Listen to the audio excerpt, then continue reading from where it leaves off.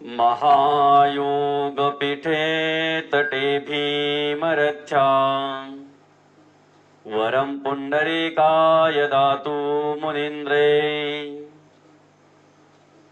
समागत्य तिष्ठन्तमानन्दकन्दम् परब्रह्मलिङ्गं भजे पाण्डुरङ्गम्। नमो सद्गुरु तुकया ज्ञानदीपा नमो सद्गुरु सच्चिदानन्दरूपा नमो सद्गुरु भक्त कल्याणमूर्ति नमो सद्गुरु भास्करा पूर्णकीर्ति शोकासारिखे पूर्णवैराग्य जाचे वशिष्ठा परिज्ञान योगेश्वराचे कवी वाल्मिका सारिखा मान्यायसा नमस्कार माझा श्री सद्गुरु रामदासा। जय जय रघुवीर समर्थ। रामकृष्ण हरी। आजचा जो आपला सेवेचा भाग आहे तो भाग क्रमांक 216 आपण विवरण घेत आहोत दासबोध ह्या ग्रंथातील पहिल्या दशकातील दुसऱ्या समासावर। श्री गणेश स्तवन नाम या समासावर विवरण घेत असताना आतापर्यंत आपण 8 ओव्यांवर पूर्ण विवरण घेतलेलं आहे। आज आपण ह्या भाग क्रमांक 216 मध्ये ओवी क्रमांक 9 सर्व काळ मदोन्मत्त सदा आनंदे डुल्लत हरुषे निर्भर मुदित सुप्रसन्न वदनु या ओवीवर विवरण घेणार आहोत। या ठिकाणी या समासामध्ये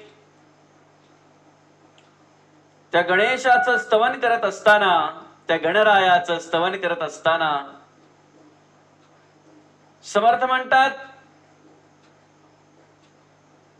सर्व काळ मदोन्मत्त आणि सदा आनंदे डुल्लत हरुषे निर्भर मुदित सुप्रसन्न वदनु।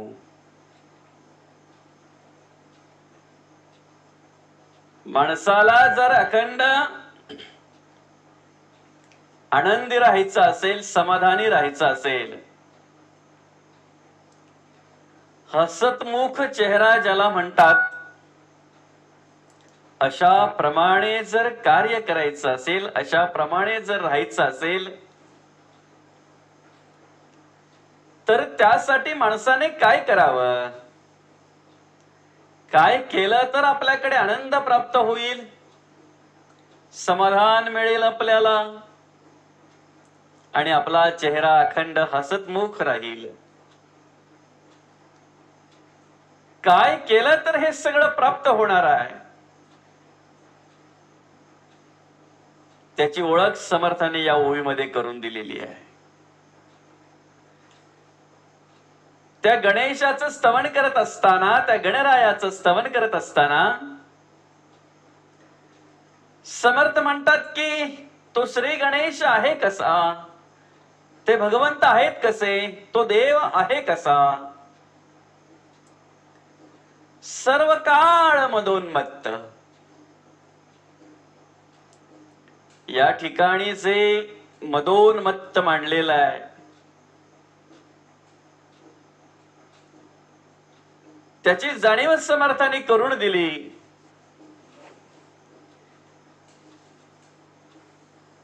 जो अखंड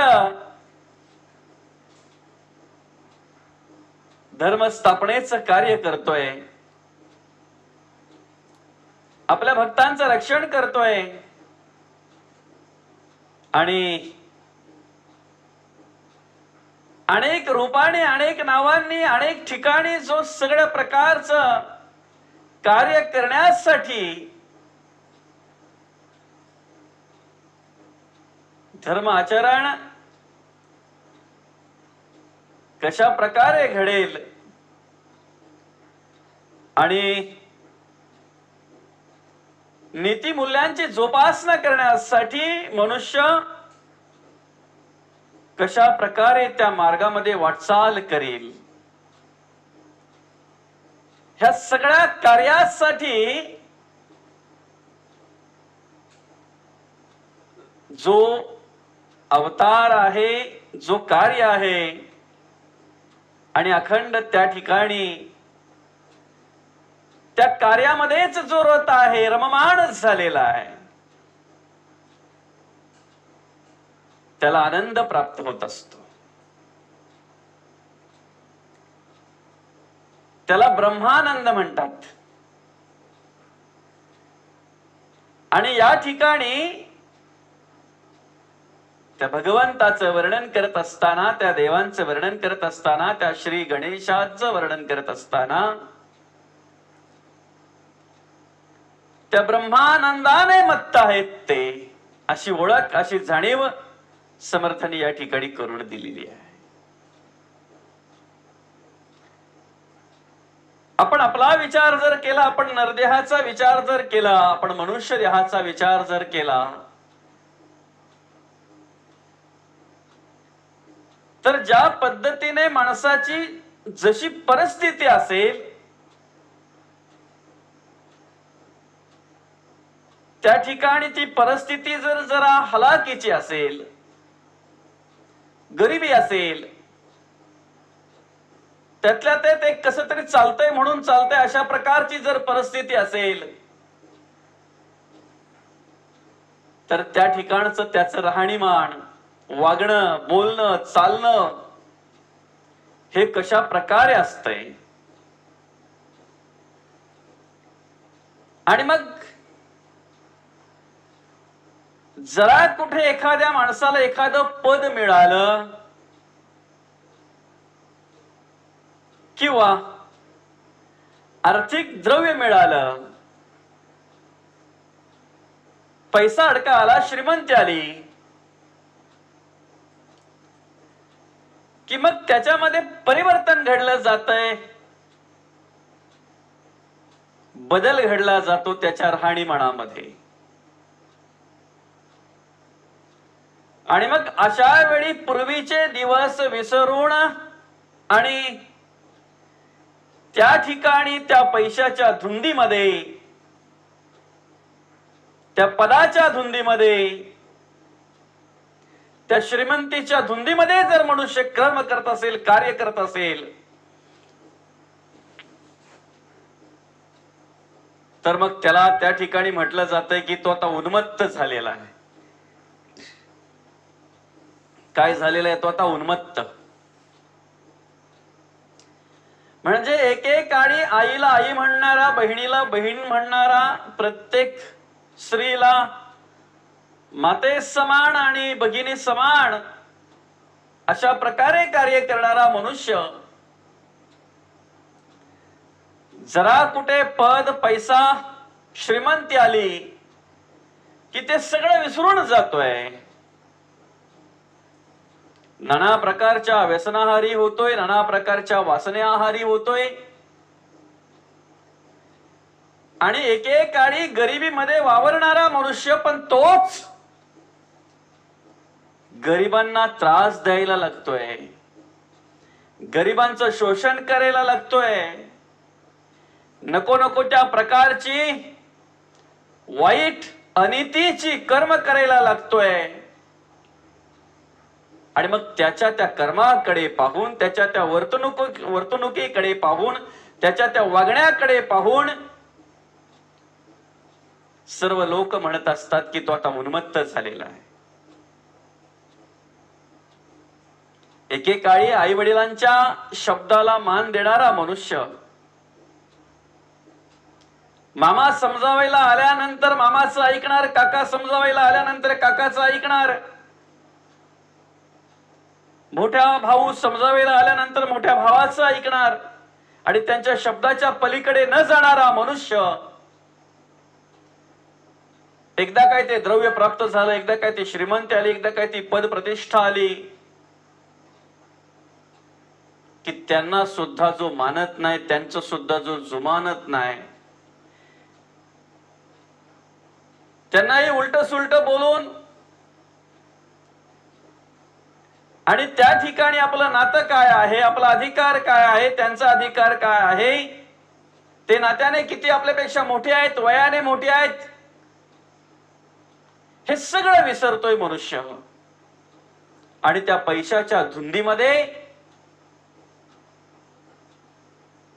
त्या ठिकाणी तो कर्म करत असतो, तो कार्य करत असतो.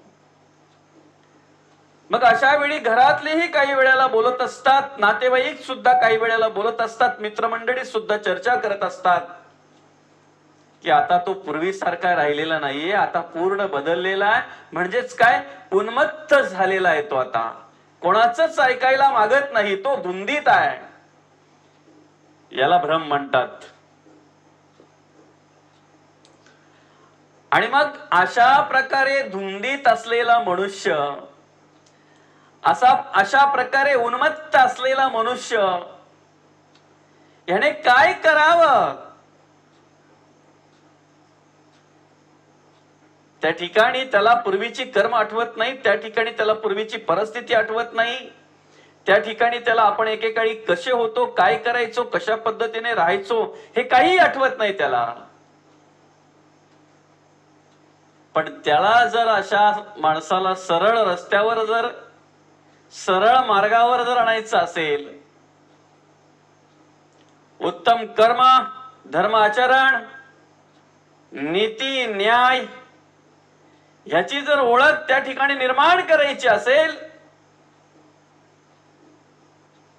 तर त्याने अखंड ध्यान करावं तर त्या गणेशाचं, त्याने अखंड चिंतन करावं त्या गणेशाचं, त्याने अखंड स्तवन करावं त्या गणेशाचं. म्हणजे काय होईल? ब्रह्माची ओळख होऊन माया बाजूला होईल, देहबुद्धी बाजूला होईल. ती वाईट वासना, ती वाईट कर्म, ते वाईट विचार बाजूला सारले जातील. आणि मग परमार्थातून, भक्तीतून, त्या देवाच्या स्तवनातून, त्या देवाच्या चिंतनातून जो आनंद प्राप्त होईल त्याला ब्रह्मानंद म्हणतात. आणि मग अशा नको त्या धुंदीमध्ये उन्मत्त असलेला मनुष्य, नको त्या भ्रमामध्ये उन्मत्त असलेला मनुष्य ज्या वेळेला ब्रह्मानंदामध्ये न्हाला जातोय, ह्या ज्ञानगंगेमध्ये अंघोळ करतोय, त्या वेळेला तो उन्मत्त होतोय, पण ब्रह्मानंदामध्ये मत्त होत असतो. तो ब्रह्मानंदामध्ये लीन होत असतोय, रंगून जात असतोय, एकरूप होत असतो. अशा प्रकारची जाणीव या ठिकाणी समर्थांनी, संतांनी करून दिलेली आहे. आपण फक्त त्या गणेशाचं स्तवन करावं, आपण फक्त त्या गणेशाचं चिंतन करावं, त्या गणेशाचं नामस्मरण करावं. आपण त्याच्यातूनच आपल्याला तो ब्रह्मानंद प्राप्त होत असतो. म्हणून त्या ठिकाणी त्या गणेशाचं स्तवन करत असताना समर्थांनी मांडलेलं आहे, सर्व काळ मदोन्मत्त.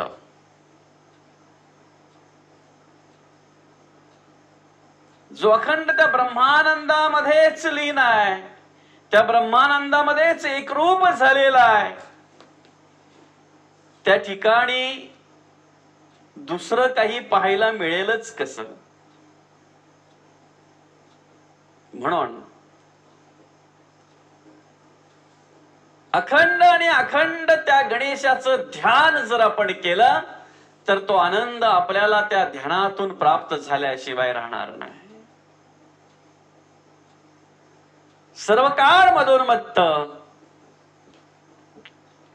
आणि सदा आनंदे डुल्लत. आनंदाने डुलत असतो तो.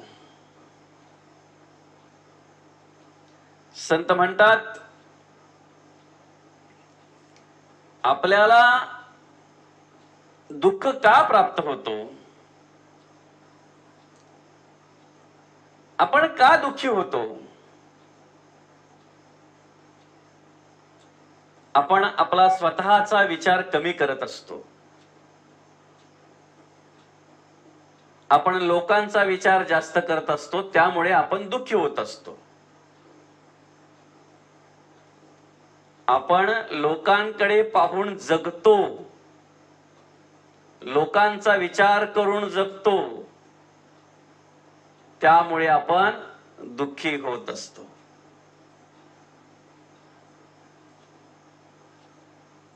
साधं उदाहरण आहे.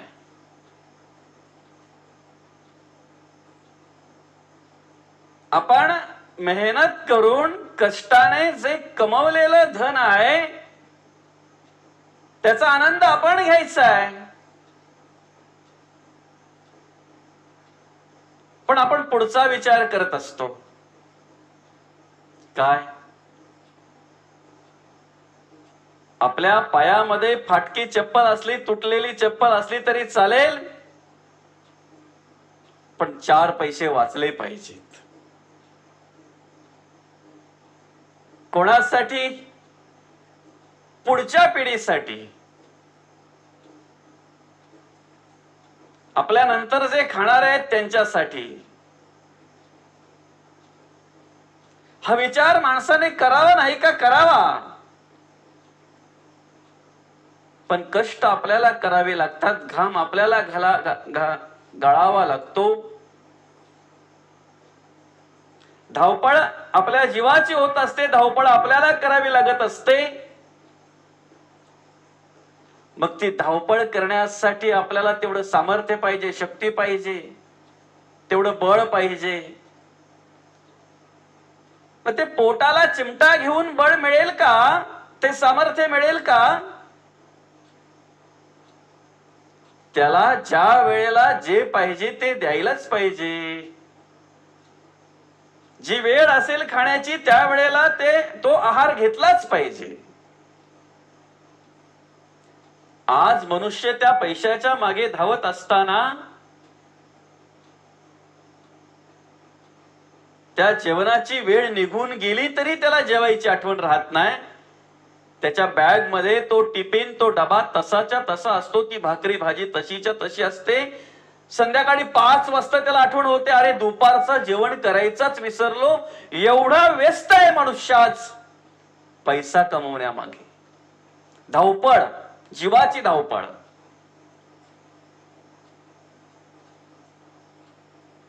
आणि ही सर्व कर्म करत असताना मनुष्य पहिला विचार करतो, लोक काय बोलतील,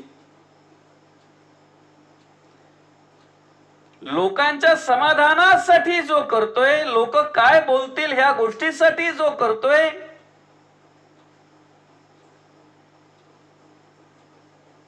त्या माणसाला स्वतः समाधानी होता येत नाही, कारण तो स्वतःचा कधी विचारच करत नाही ना.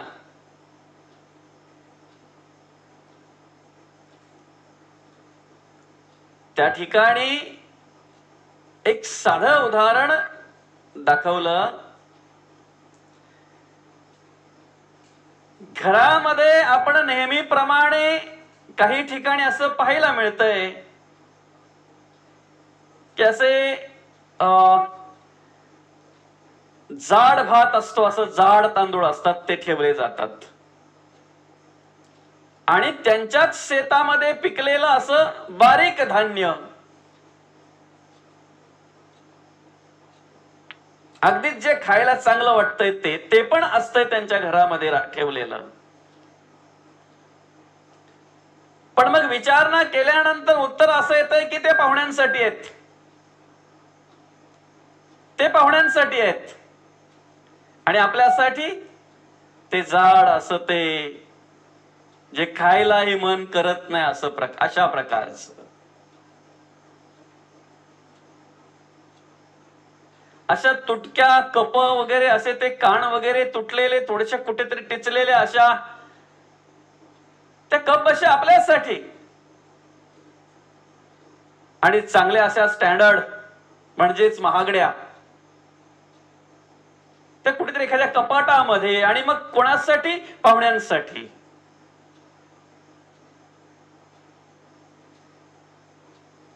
त्याच्या पलीकडे जर विचार केला तर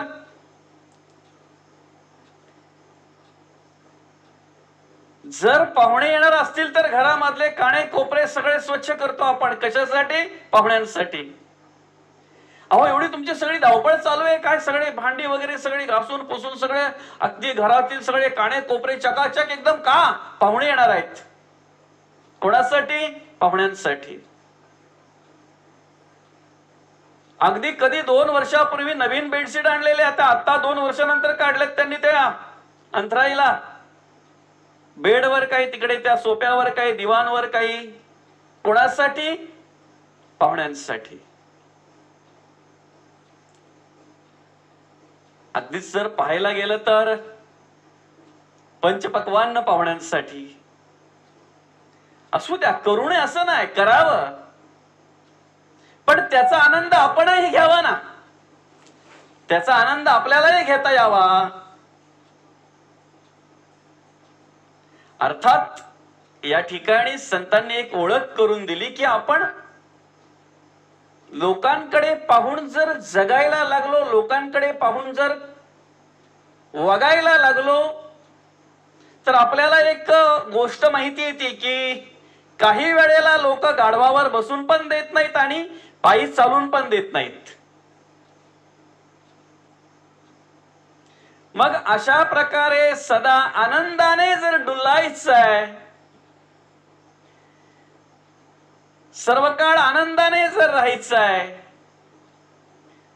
तर मग त्यासाठी आपण काय केलं पाहिजे संतांचा विचार करा परमार्थाचा विचार करा भक्तीचा विचार करा देवाचा विचार करा देवाला काय वाटेल मी अशा प्रकारची वाईट कर्म केली तर देवाला काय वाटेल पण नेमकं जे वाटायला पाहिजे तेच माणसाला वाटत नाही आणि भलतच काहीतरी पकडून बसतो मनुष्य ज्यांचा विचार करायला पाहिजे ज्या संतांच्या वाङ्मयाचा त्याचा विचार करायला मनुष्य मागत नाही आणि नको त्या भलत्याच गोष्टींचा विचार करायला लागतो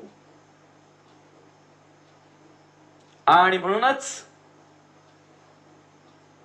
त्याला तो आनंद प्राप्त होत नाही त्याला ते समाधान प्राप्त होत नाही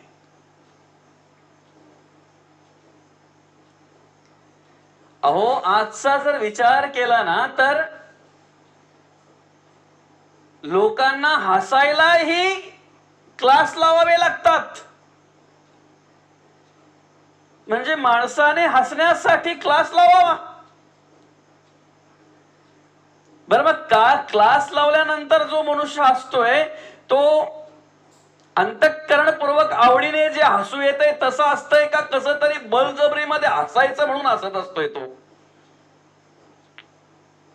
जो खरा ब्रह्मानंद झाल्यानंतर मनुष्याला हसू येतंय ना ते हसू वेगळं असतंय खरोखर अंतःकरणपूर्वक आनंद झाल्यानंतर जो मनुष्य हसतोय ना ते हसू वेगळ्या प्रकारचं असतंय आणि हे क्लास लावून जे हसतात ते कुठेतरी त्यांच्या नुसत्या चेहऱ्याकडे जरी बघितलं तरी लगेच समजतंय आपल्याला हे हसतंय का वेगळं काय करतंय म्हणजे अगदी बळजबरीमध्ये हसायचं म्हणून हसायचं असं संत म्हणतात आपलं हसणं असं पण नको की आपलं हसणं पाहून लोकांना हसू येईल आपलं हसणं असं पण नको की आपलं हसणं पाहून लोकांना हसू येईल आपल्या हसण्यावर लोकांनी हसावं असं हसू आपला नको आणि म्हणूनच त्यासाठी तो ब्रह्मानंद आपल्याला प्राप्त होण्यासाठी त्या आनंदाने जर डुलायचं असेल अखंड तर गणेशाचं स्तवन घडलं पाहिजे ते गणेशाचं स्तवन घडलं पाहिजे हरुषे निर्भर मुदित सुप्रसन्न वदनो अर्थातच जर पाहायला गेलं तर अखंड आनंदी मुख, उल्हासयुक्त ज्याला म्हणतात, म्हणजे कितीही मनुष्य थकलेला असेल, भागलेला असेल, कितीही चिंताग्रस्त असेल, फक्त त्याने त्या श्री गणेशाकडे पाहावं आणि आनंदाने आवडीने पाहत राहावं. त्याचा तो थकवा बाजूला होतो, त्याचं ते दुःख बाजूला होतंय आणि त्या ठिकाणी आनंदच प्राप्त होत असतो. त्या ठिकाणी त्याला समाधानच प्राप्त होत असते. फक्त जी भक्ती करतोय, जो परमार्थ करतोय, तो अंतःकरणपूर्वक पाहिजे. मग आपल्याला जर समाधान घ्यायचंय, आपल्याला जर आनंदाने राहायचंय, तर मरतुकड्या चेहऱ्याकडे पाहून आपल्याला आनंद होईल का? जो व्यापलेला आहे, जो नको त्या गोष्टीने उन्मत्त झालेला आहे, जो नको त्या विचाराने ग्रासलेला आहे, ज्या नको त्या वासनेने ग्रासलेला आहे, आणि तोच जेव्हा पाहावा तेव्हा डोक्याला हात लावून बसलेल्या मरतुकड्या चेहऱ्याने बसलेला असतोय. अशांकडे पाहून आपल्या चेहऱ्यावर आनंद प्राप्त होईल का? आपल्याला समाधान प्राप्त होईल का? मग तो आनंद, ते समाधान आणि हसतमुख चेहरा ज्याला म्हणतात, त्याप्रमाणे जर आपल्याला राहायचं असेल, ते प्राप्त करून घ्यायचं असेल, तर त्या गणेशाचं स्तवन केलं पाहिजे, ध्यान त्या गणेशाचा केला पाहिजे. कारण तो आहेच कसा? सुप्रसन्न वदनू. सुप्रसन्न आहे तो,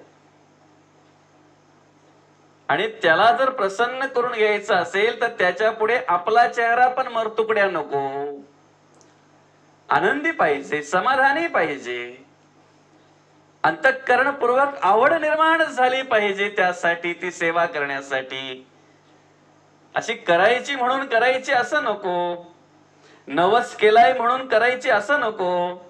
आता आपल्या घरी आणलेलीच आहे मूर्ती, मूर्ती रूपाने त्या गणेशाचं आगमन झालेलंच आहे, तर मग ती सेवा करावीच लागणार आहे म्हणून नको. आवडीने केली पाहिजे ती सेवा, आवडीने घडली पाहिजे ती सेवा. आणि जर तेवढ्या आवडीने ती सेवा जर आपल्याकडून घडत असेल त्या गणेशाची, तर ज्या पद्धतीने समर्थांनी या ओवीमध्ये त्या गणेशाचं स्तवन केलेलं आहे, ते स्तवन करता करता तो आनंद, तो ब्रह्मानंद आपल्याला कधी प्राप्त होईल सांगू शकत नाही. म्हणून अखंड अंतःकरणपूर्वक त्या गणेशाचं स्तवन आपल्याकडून घडलं पाहिजे. समर्थ म्हणतात, सर्व काळ मदोन्मत्त सदा आनंदे डुल्लत, हरुषे निर्भर मुदित सुप्रसन्न वदनू. ह्या 9व्या ओळीवर आपण थोडक्यात विवरण घेतलं. पुढे भाग क्रमांक 217 मध्ये आपल्याला ओवी क्रमांक 10, भव्य रूप वितंड भीममूर्ती महाप्रचंड, विस्तीर्ण मस्तके उदंड सिंदूर चर्चिला, या ओवीवर विवरण घ्यायचं आहे. तत्पूर्वी झालेली सेवा समर्थांच्या चरणी, पांडुरंग परमात्म्याच्या चरणी अर्पण करून या ठिकाणी या सेवेला पूर्णविराम देऊया. रामकृष्ण हरी, रामकृष्ण हरी, रामकृष्ण हरी.